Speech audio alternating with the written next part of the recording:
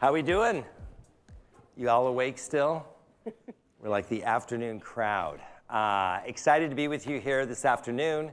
We hope to have somewhat of an engaging, perhaps maybe even entertaining conversation here today. I'm Matthew Duncan. I lead the Future of Work initiative at Microsoft.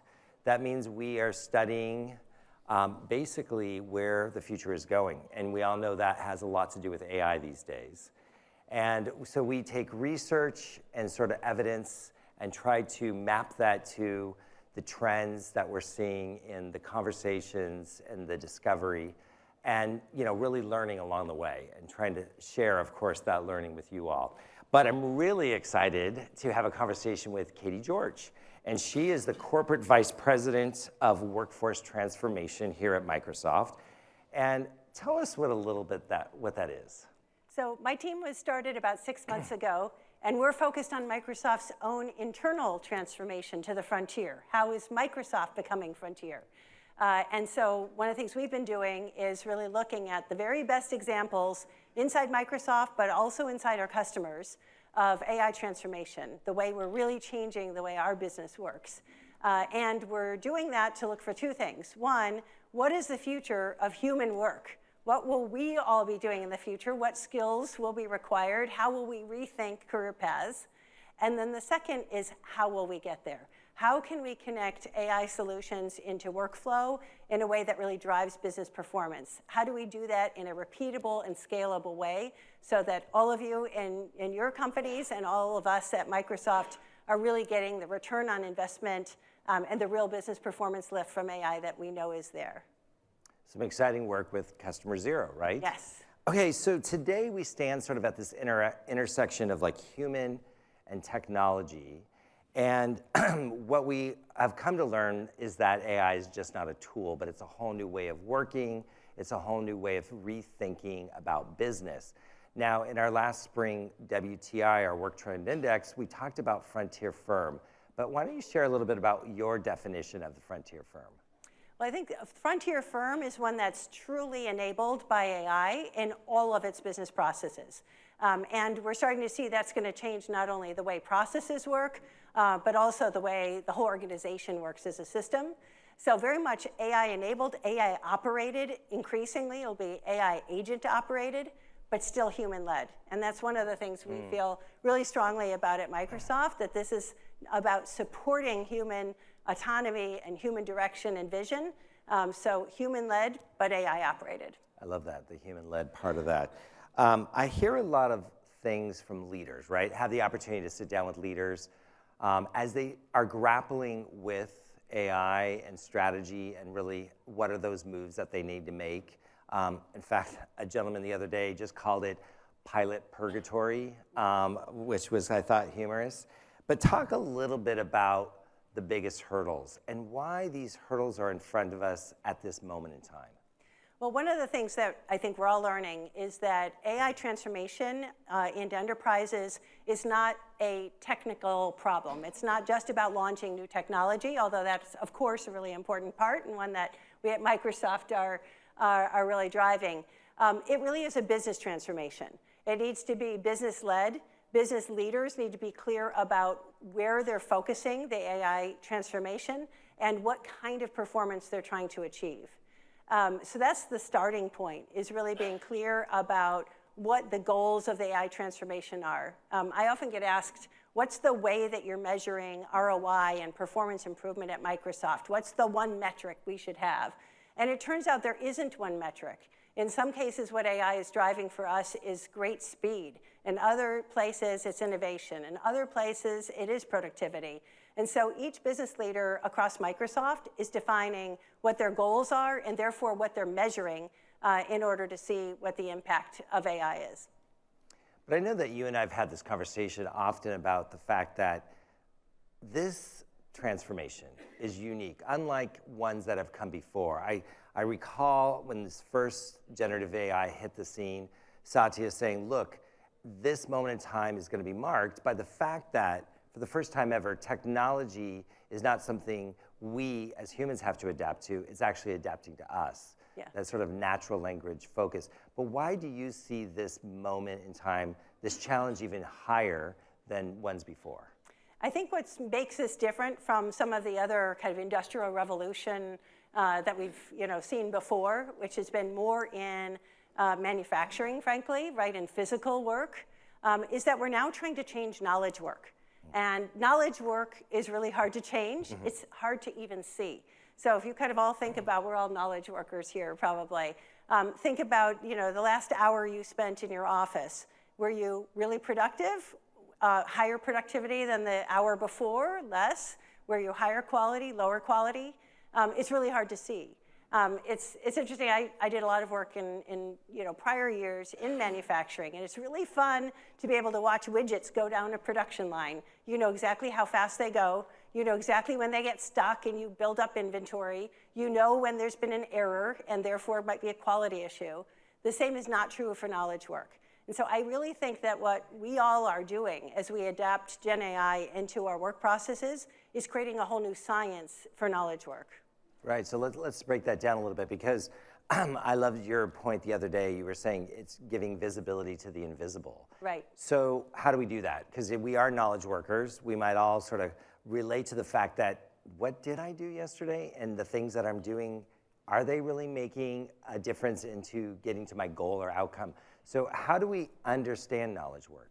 So one of the things we've been doing is putting together a bit of a playbook. And in fact, there's a first piece that's published that you can see now online about how do you make knowledge work visible. The first step is always, as I said, to be clear about what your goals are. What are you really trying to achieve? But we've found 3 different ways to make knowledge work visible in a way that you can then attack it and augment and automate and reinvent and take it to a whole new level with AI. The first way is to think about a particular persona. So think about some part of your organization where you have a lot of people doing the same role. We've done this, for example, for our sales force. So we have a lot of people who are sales reps. You've probably met some of them here. And we did day in the life kind of ride-alongs to see how do they spend their time and where are the places that we could create interventions with AI, whether it's fantastic Copilot prompts, specialized Copilot implementations that we call sales chat, or support from agents. And then instead of having everybody learn to be a prompt engineer, which we've done also, and kind of say, well, good luck, I hope you all figure out how to transform your job with AI, we've actually scaled the best practices to everybody. And then when somebody in the sales force comes up with an even better suggestion, we celebrate that and we scale it to everybody. So this is a way of making knowledge work visible by understanding kind of how people are spending their time, identifying best practices, and making sure that we now treat AI as a team sport where everybody is winning, everybody is producing and benefiting the most as best practice, as opposed to some people doing really well with it and others not. I love that. The persona-based approach is really a true key in that. Yeah, and it's actually a pretty easy one to do because it doesn't take lots of work with data and lots of work with kind of process redesign, but it also has somewhat limited benefit. It definitely has great benefit, but what we're finding in our second way of working, what I call our second recipe, is to look at an end-to-end process and really re-engineer or redesign the process. And there are a lot of tools that you can use to create visibility on a process that usually brings together lots of different people, lots of different personas, often lots of different parts of an organization. And so think about doing a value stream map or a Gemba walk, if you've heard those terms, where you can actually map what the end-to-end process looks like. What are all the puts and takes? What are the interfaces? And that gives you the basis to then really reinvent it, often in a very dramatic way with AI solutions. And often these are where you get into some pretty sophisticated agentic systems. And then figuring out what to prioritize and basically where the agentic capabilities can really make a difference. Yeah, where can you really bend the curve in terms of collapsing the amount of time that this process takes, collapsing the number of people who have to be involved, figuring out how to bring new data and insights into the process. This is a place where we're seeing a lot of examples of just dramatic improvements. So for example, in planning our supply chain, there's a process that used to take over a month to really get all the way through, and now we can do it in a day. And that's the kind of dramatic change in processes that AI can enable. Okay, so that makes common sense because organizations today have many processes. We're looking at and examining sort of where humans fit in, where agents fit in. But what if we take it to the next level? Yeah. You talk about in sort of your playbook this concept around incubation, Yeah. right? I had the opportunity in the last sort of 18 months study a lot of AI native startups because I think a lot of the insight is coming from these very small entities that are reimagining absolutely how work can be done when they're afforded this agentic capability, right? Individuals that are one individual and a set of agents doing $2, $3, $4 million in the first year. Organizations going from 25 to 50 million in 2 years because they have the wherewithal, 7x24 capabilities of these agents. Talk a little bit about this incubation and how do we get to that mindset? Yeah, so our third way of really reinventing knowledge work is what we call an AI first incubator. So how do you think about bringing people out of their current roles, and instead of starting with, let's really understand the current process and redesign it, you actually start fresh. What this requires, by the way, are people who really understand the process, who really understand what good looks like. And you get them really focused on what are the inputs and what are the outputs? What does good look like? You immerse them. We run these boot camps with some of our software engineers who immerse themselves for a couple of weeks in all the latest tools, because as we all know, AI is changing all the time, so you need to continue to experiment and be fresh. And then they reinvent the way they want to work. They literally change the org design and start working in this new way. And it's very exciting because it is an AI-first approach. Right? It's inventing a new process rather than starting with an old one. I often think about this as kind of a zero-based approach. If any of you have done something called zero-based budgeting, you know that that's where you start from zero and you build up. And the same is true in these incubators, where imagine if you only had one person, right? Start there and then add people, add agents, add other capabilities in only as needed. And that is producing some really dramatic changes in the way work gets done. What we're finding, by the way, is that inside Microsoft and in some of our most advanced customers, we're seeing all three of those recipes or those ways of working happening all at the same time. They deliver different levels of benefit, different levels of transformation, and they also operate at different speeds. So it's often that second way of working, the process redesign I spoke about, I think of as the workhorse. Frankly, every large company is going to have to redesign their core processes, their legacy processes, and that can take a lot of work. We have to get the data right, data access right, APIs right. It's a lot of work to change the whole system of the way things are working. So that's a lot of work. It takes time. It is absolutely worth it. But in the meantime, you can pull some people out in an incubator to actually start working in a new way really fast. And you can also use the persona approach to start really scaling benefits to every employee by helping them execute best practice and using the tools that they all have access to. Awesome, awesome. I love that. I know one of the things that you do at Microsoft is you lead our Customer Zero Council, which is made up of leaders from all the different functions across Microsoft, which is always fascinating to understand the learning and sort of the lessons and the insights from there. Yeah. Functions is something that comes up a lot. I'd love for you to share a couple examples that sort of really exemplify how this is changing. Yeah, I really see our team as a learning accelerator. How do we make sure that we are kind of capturing the lessons of what really works in each part of our organization and scaling that to the rest of the organization as fast as we can? And it's a really fun collaborative group, which, by the way, Matthew started, so I'm very grateful for that. Great. So some examples of what's happening in our functions. I'll actually illustrate them with our three ways of changing, because we see all three ways inside our functions. Our comms team has done a really great job in recipe number one, way number one, the persona approach, where they looked at what are the common things that a comms professional does, and they defined a whole set of prompts that are best practice, and they basically were quite clear and really empowered the managers to say, we no longer want to do these things in the old-fashioned way again, right? We are now going to work as a team in a new way.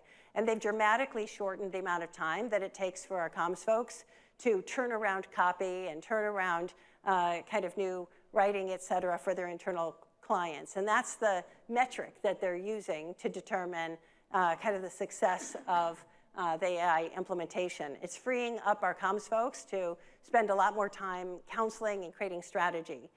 A second example is our finance team. And I think they've done a really terrific job of what I described as that second, more process-driven way. What they did really well was right at the beginning, they were very clear that there were 6 core processes that really matter to finance. So it's audit, and it's forecasting, and it's closing the quarter. And they said, this is where we're going to focus. And they developed a COE, a small center of excellence, that is helping to really drive an understanding, that kind of process mapping I described, of each of those 6 processes, and continue to work with low-code, no-code, and pro-code kind of solutions to reinvent those and to scale it out into the organization. But one of the things we're learning in all of these examples is that the best examples of impact are combinations of top-down, bottom-up. So the finance leadership has been really clear. These are the processes we're focusing on. This is the performance that matters. But they're also unleashing creativity in the entire finance organization by encouraging citizen developer teams to work together and come up with new suggestions. And if they come up with a great new solution, a new agent, et cetera, the COE kind of evaluates and says, yes, this is going to be one that we scale.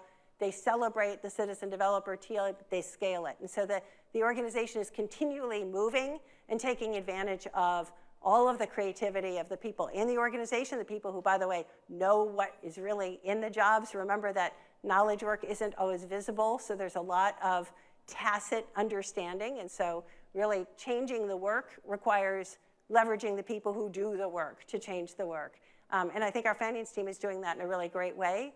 But that top-down piece ensures that we're really focusing on the things that matter, as opposed to coming up with cool ideas that don't really move the business forward, and then have people, complaining that they aren't seeing the return on investment. They're not really seeing business performance improvement from the AI solutions. The other question I often get is, well, and let's go back to your point about human-led. Right? So, okay, we were talking about the workers and how this plays out. I know as a past CHRO at McKinsey, you're really in tune to the human factor with inside business. Talk to us a little bit about how you set a culture and really ensure the human is at the head of this all. Well, one of the things that I've seen from my career for a really long time in trying to change how work happens to drive business performance is that time and again we see when you really get it right, it means that you're really engaging the workforce directly. It means that you're really investing in them in upskilling, and the workplace becomes better for humans as well. And I am 100% convinced from the work that we're doing together on the Customer Zero Council, watching what's happening at Microsoft, that not only are we driving business performance, we're making the workplace better. And there are a couple of ways, I think, that we're ensuring that happens. First of all, just as I described, really engaging our workforce as part of the solution. Mm-hmm. That is both essential to getting the new solutions right, but also to really accelerating the change management that is required. And we see many examples where folks, even at Microsoft, who are skeptical about whether AI is going to be really good for them or not, when they are engaged in redesigning the work themselves, come away saying, I never want to work a different way again. I never want to go back, and are really evangelists for a new way of working and for using these technologies and continue to experiment.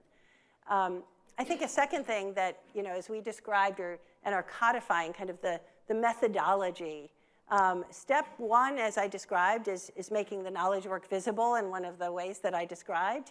But step two is really defining where humans need to be in control. What are the control points? How are we building responsible and ethical AI into the way that we redesign our work. And I think that's really essential as well. So those are a couple of ways that we are really trying to live by our principles around responsible AI, not only in designing products, but also in deploying them, and really engaging humans and investing in humans as we change the way that humans and AI work together. Yeah, and you can really feel it inside of Microsoft, right? Obviously, we have sort of an incentive, but the fact of the matter is we're all humans, so it really does take an impetus to like change, and that change comes from when you actually are active and part of it and really understand. So it's exciting times. One of the things you mentioned at the beginning was this concept of experimentation. And I have the opportunity to work with Harvard Business School. We're doing some really great research with them.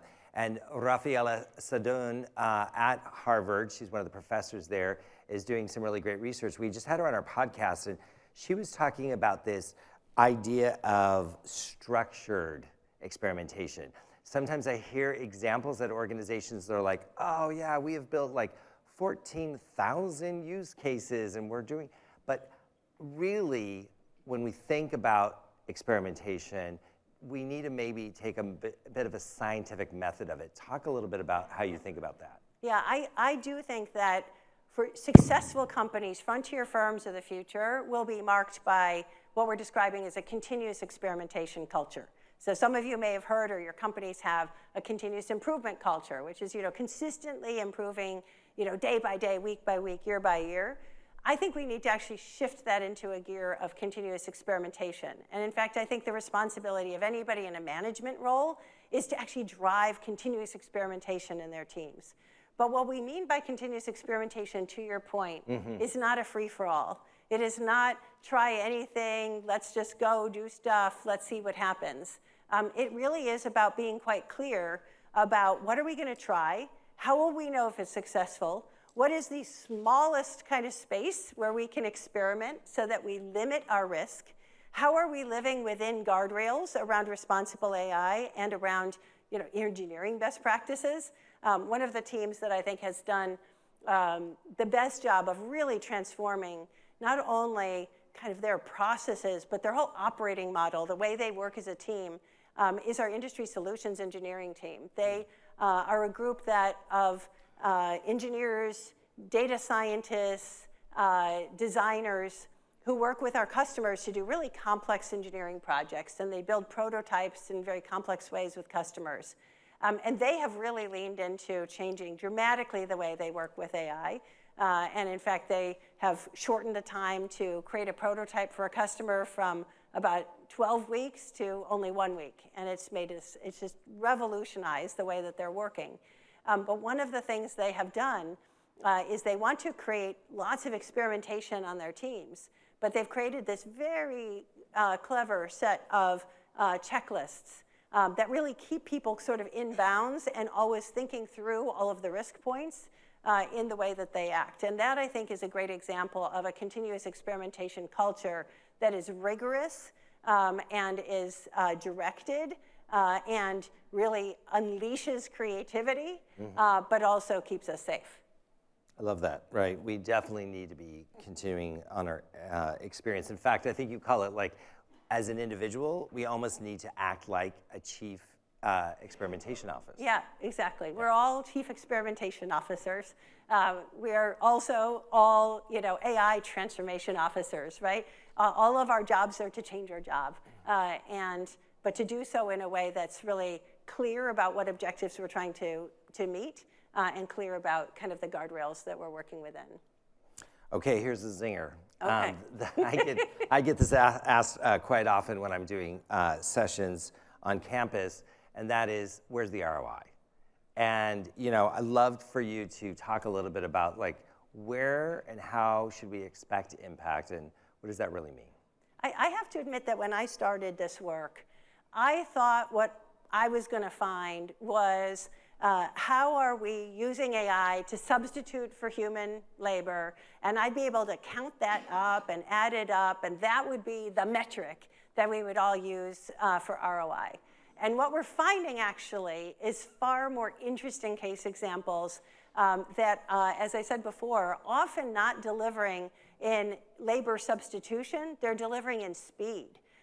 They're delivering in greater competitiveness through greater proximity to customers, to much faster understanding of customer needs, of better understanding of employee needs, of increased innovation. And so, what I described before is that each of our leaders, and we're, one of the things that we're doing is trying to help each of our leaders do this in as robust a way as possible, is setting a different set of metrics. We now have a kind of standard scorecard, if you will, that looks across multiple different dimensions. It looks at cost, but it also looks at speed. It looks at quality. It also looks at employee experience. And we're measuring against all of those things. And we don't expect that every group will deliver against all of those things. In some cases, what's really important is delivering against speed. For example, in our software engineering teams, productivity's fine, but what we really want is speed. We want speed, we want innovation, and we want much better understanding of the customer need built in right away from the beginning. And that is what AI is enabling. So those are the set of metrics that are important. And I'll just mention one metric that we're finding consistent across all of our implementations is we measure employee satisfaction as Thrive scores. We ask people, are you doing meaningful work? Are you increasing kind of your own sense of skill set and value proposition, right? And the people with the highest Thrive scores at Microsoft are the ones who have leaned in the hardest and are using our AI solutions the most. Okay, so I've had the opportunity this week, and it's been a great week. We've had Ignite. I've been over at the CIO Summit. Yep. We are doing Harvard Business School workshops. When it comes down to it, leaders say this. What's your advice on this journey to becoming a frontier firm? What would you say? I think, I've a couple of things just to capture. First of all, this really has to be leadership driven and really clear about the performance that matters, right? How are you going to reset a benchmark and really change what matters? I think, at the beginning of AI, we were thinking about this more as a product rollout, right? Give everybody a co-pilot seat and let's see what happens. Let's see what tech does. And what we found is that everybody got little bits of time freed up here and there. Some of us got really smart about how we were doing emails and memos, and some people didn't. But it didn't add up to companies feeling like they were driving performance forward. And that's why we have these different methods that I described to really connect AI into what matters to the business. So I think that first kind of notion of really making sure that senior leadership is fully engaged, that see themselves as leading this and is really clear about what success looks like. The other thing I think we thought at the beginning of this whole journey is there was a lot of discussion about back office, and there's fantastic examples of AI revolutionizing the back office and customer service centers and things like that, and all of the great enabling function work that we're doing. But I think some of the most exciting case examples that I've seen are where companies are being really clear about what drives their competitive advantage and going there with really well-resourced teams that combine three things: technology savvy, with real process understanding, with real people skills, right? People who understand how to think about reorganizing people, how to change job descriptions, how to change team structures, how to think about change management. All those people things together with tech, together with process understanding, the value stream mapping, the day in the life mapping, all of the stuff I just described. When you bring those three capabilities together, that's when you really get transformational change. Okay, we're going to open this up here in one moment for questions, so start percolating those in your mind. But let's end on this, right? Optimistic. Are you optimistic still about AI? I'm very optimistic. I am more optimistic than I was when I started 6 months ago, to be honest. Because, and I'll tell you why, I am optimistic because I see a new paradigm emerging for what human jobs will be. I am not seeing this notion that, we humans will have nothing to do, AI will run everything, we will all just walk our dogs. That's not what I'm seeing happening. I actually see new paradigms emerging where human jobs are getting more interesting. Often people talk about T-shaped jobs, and I think most of us will become T-shaped much more than we are today, which means we will still have expertise and judgment. We're finding that expertise and judgment is more important today than ever before. It's not going away. Yes, it's free and available from AI, and that's fantastic, but the people who are using AI the most effectively are the ones who are bringing real judgment and have enough expertise to guide AI to quality control and to really drive it to real results. So human expertise and judgment is still important, but now people are able to integrate horizontally as well. They're working together and collaborating more. We see an increase in human collaboration, not a decrease, but an increase in good collaboration, real creative joint problem solving. I have a 26-year-old son. We've been talking. We both have sons in our 20s, Gen Z, and he's in law school. And I was just talking to him over the weekend, and he was talking about how they've been having these debates about how they run the law review competition this year, because what if AI just does all of the editing, which is super, complicated and detailed work? And he said, but if AI is better at editing, why should I be editing? He said, I look forward to a career where I'm going to do more client counseling, more oral argumentation much earlier in my career, because that's what's happening in law, as opposed to having to wait for 25 years to finally get to a place where I'm allowed to do that. And I see that emerging in many, many roles inside Microsoft, whether that's in HR business partners, whether it's in Salesforce, whether it's in our software engineers. So that makes me super excited about what's to happen for humans, not only in the way that we've all been talking about how AI will change healthcare and climate change and do all these wonderful things at kind of a societal level in terms of the benefits that we can see, but also in terms of what it means for us as employees. And to your point on this T-shape, I see an optimistic world because of just human ambition, right? Yeah. So my 25-year-old is actually a bit opposite. He is a music engineer and producer. And when this all came down, he called and said, hey, Dad, I'm going to be gone. They're going to just figure out how to use AI to do all this production. And we're going to see it, and that's going to happen. I said, well, great, then that's your opportunity to take your very acute expertise and judgment of how you think the taste in music, but then on a horizontal T, be able to think about from the beginning inception of writing all the way to the production, and how will you use AI and a multitude of agents to actually deliver on that when you didn't think you actually had the capability to do it. So it's exciting. With that said, let us open it up for any questions from the audience.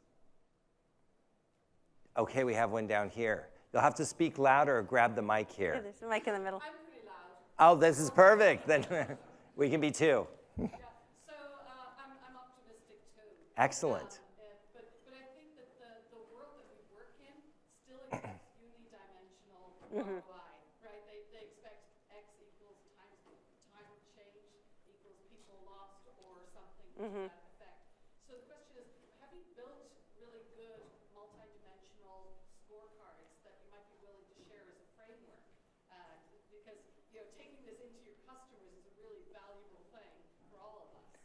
Yes, so we actually just published the kind of first part of our methodology, kind of teasing the ways of working that I just described.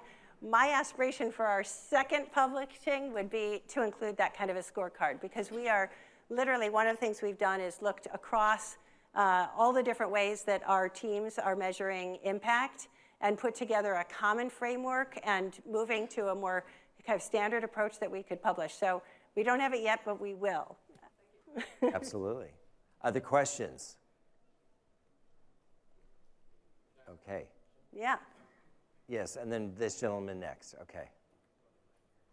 At the beginning of the talk, you were talking about how you measure output. You were talking about the ROI. You were talking about for employees, their productivity, speed to completion. What about their happiness? And so, question, AI is great. We can build all kinds of models, regression models, and clustering. Why not use AI to identify the kinds of people who are really productive and how happy they truly are, and use that information to move people around, change the workday, or for hiring better people? So first of all, love where you're going. So as I said, we are looking at people's happiness, and in fact, AI usage is very strongly correlated to our happiest employees. So that's number one. But the second thing that you just described, one of the things that I think AI is not yet being used as much as it will be eventually is in creating much more personalization of experience inside companies and in customers, et cetera. AI can allow you to be super flexible and customized without the kind of cost that would have created in the past. So for example, our HR organization is starting to look at each employee's skill set and really understand skills and understand aspirations, which will allow us to much better connect people to the kind of projects that they want to do that would allow them to leverage those skills but also grow them. And that's just one example of how AI can do what you're doing. But I think we could come up with now, we're probably in this room, 100 other use cases for how AI can support humans in terms of creating customized learning journeys, customized experiences, communication programs, et cetera. Yeah, it's going to give us the flexibility as we evolve from being constrained to a role and being able to be multi-participatory in a bunch of different activities that I might really enjoy. And that's going to give me a little bit more excitement and happiness at work. So thank you for your question. I appreciate that. Gentleman back here.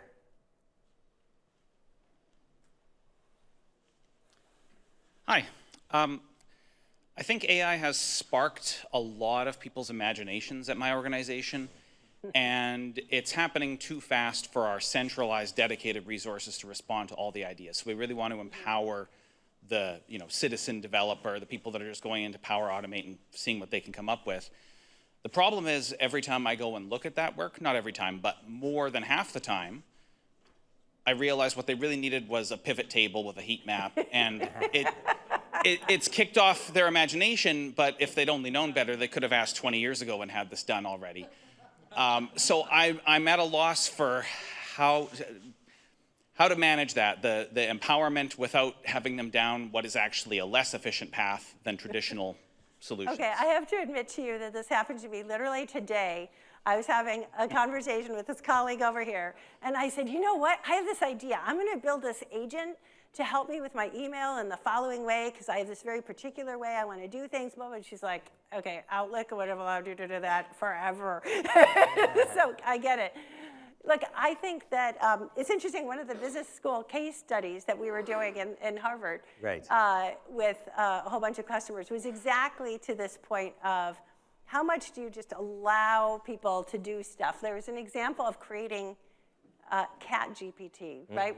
Where somebody came up with, leveraging ChatGPT in this company. It was a real company example to, create cat emojis of each person in the organization and blah, blah, blah. And everybody was having so much fun with it. And everyone's like, oh my gosh, like what a waste of time and effort.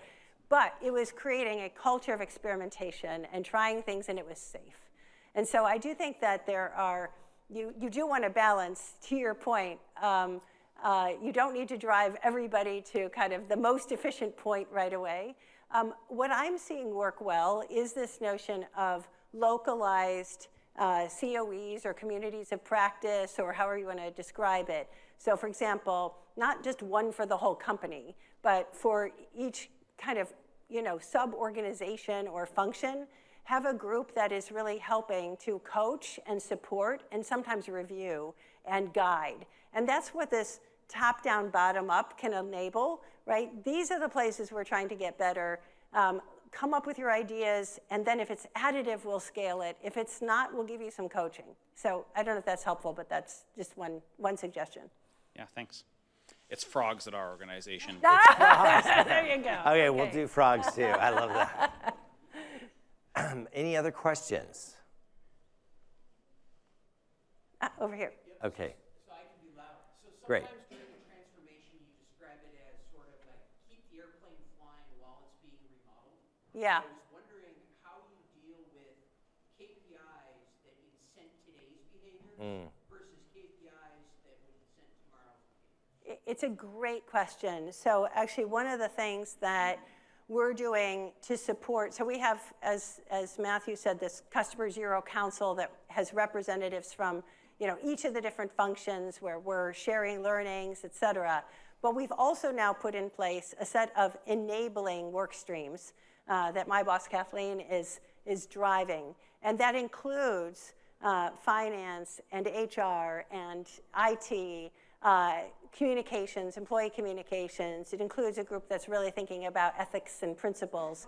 And the specific goal of those enabling teams is to ensure that we are incentivizing, driving, supporting the future and not the past, and really helping make that happen. So that's happening at kind of an enterprise level at Microsoft, but it's also happening in smaller pockets. So one of the things that my team's been trying to do, but there's others as well, is to see where there are barriers and blocks that are being put in place and figuring out how to untangle those, because it's a really huge problem. And I think you described incentives, which can be financial incentives, budgeting, but it can also be kind of the HR incentives. What are we being measured on? The saddest thing is, I saw in one example where a team did these boot camps and changed the way they worked, and then the minute they moved back into the organization, they're kind of pushed back to working the old way, and that's not what we want. Yeah, and I know in my organization in particular at Microsoft, we have two things. One is we have an incentive to actually deliver on impact using agentic. So you are sort of measured and seen that way. We also have been assigned to pods of like practice across the organization. So then you're collaborating and thinking through it from a knowledge place that we're doing the same work. So how do we reinvent ourselves? And that seems to be working really well. Great example. I thought I saw another hand in the back there. Yes, sir. Many. Yeah, right there in the middle. Yeah. So I have a question about one of the things that you guys described is that how to fully engage the leadership. Mm-hmm. If they are not there and they don't see the urgency as you see, and for example, if they are still in the phase that hey, give them one co-pilot license to everybody, what are your recommendations to do that? Like another PowerPoint? If you come up with some sort of use case and show, for example, an agent that does it, leadership and board, they are not that close to those problems. So maybe they don't see how it's benefiting like the whole company and stuff. Yeah. So I'm wondering if you have any recommendations for that. I think there are a variety of influence tactics you can use, and it depends a little bit about the personalities, what drives your particular leadership. But two things I would describe. One is, I think peer-to-peer conversation is super helpful. So what are the networks that they're part of, and how can they be part of conversations with peers who are maybe a step or two ahead of them, so that they can see where they are and learn. The second thing is driving more experiential kind of learning, even for very senior leaders. So what would a working session as part of a leadership team look like to get people really leveraging technology and trying things out in a way that might, create some new light bulbs going off. But probably lots of ideas from the group here.